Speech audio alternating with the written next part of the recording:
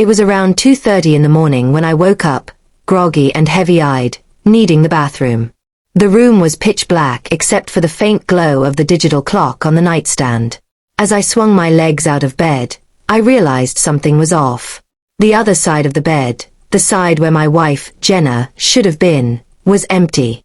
At first, I brushed it off. Maybe she couldn't sleep and went downstairs for water. She sometimes scrolled on her phone in the living room when insomnia hit her. But as I returned from the bathroom, I noticed the house was quiet. Too quiet. No TV hum, no shuffling in the kitchen.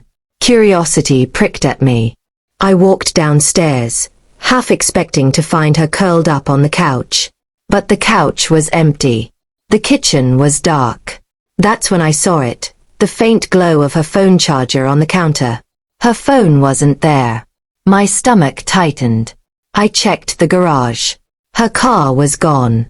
At 3 a.m. on a Tuesday night. A cold shiver ran down my spine. I sat on the couch, waiting.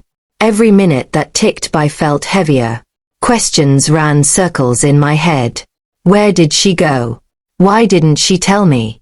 By the time headlights finally swept across the window, it was almost 4 a.m. Jenna slipped inside, her hair messy, her clothes slightly wrinkled.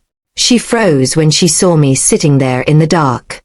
"Oh, you're awake," she stammered, forcing a smile. "Where were you?" I asked, my voice calm but hard.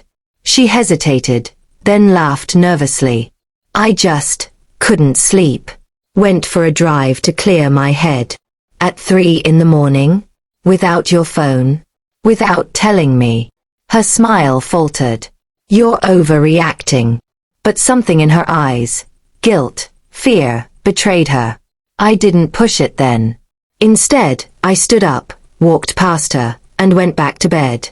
The next day, I started paying attention. She suddenly guarded her phone like it was Fort Knox. She disappeared for late work nights, more often. And her excuses grew sloppier. So I did something I never thought I'd do. I placed a small GPS tracker in her car. That Friday night, she said she was working late. By 9 p.m., the tracker showed her car parked outside a hotel. My hands shook as I drove there. I sat in the lot for almost an hour watching, until finally, I saw her, walking out hand in hand with a man I'd never seen before, laughing, his arm around her waist. She didn't see me. I didn't confront her that night. I went home, sat in the darkness again, and felt my world crack open. The next morning, she kissed my cheek casually, as if she hadn't just shattered everything we'd built. I said nothing. Not yet. Instead, I spent the next week quietly gathering everything I needed. Screenshots of the tracker history, photos from that night, even financial records showing she'd used our joint card for work dinners that weren't work at all. Finally, one evening, I laid everything on the kitchen table. "Jenna," I called. "We need to talk." She walked in, saw the papers and photos, and her face went pale. I looked her dead in the eye. I know everything." For once, she had no excuses. No laughter. No fake explanations. Just silence. "I woke up one night needing the bathroom," I said quietly. "That's all it took to unravel your lies." Her lips trembled. "Please, it's not what it looks like." "It's exactly what it looks like." I slid the divorce papers across the table. "You've already left this marriage in every way that matters.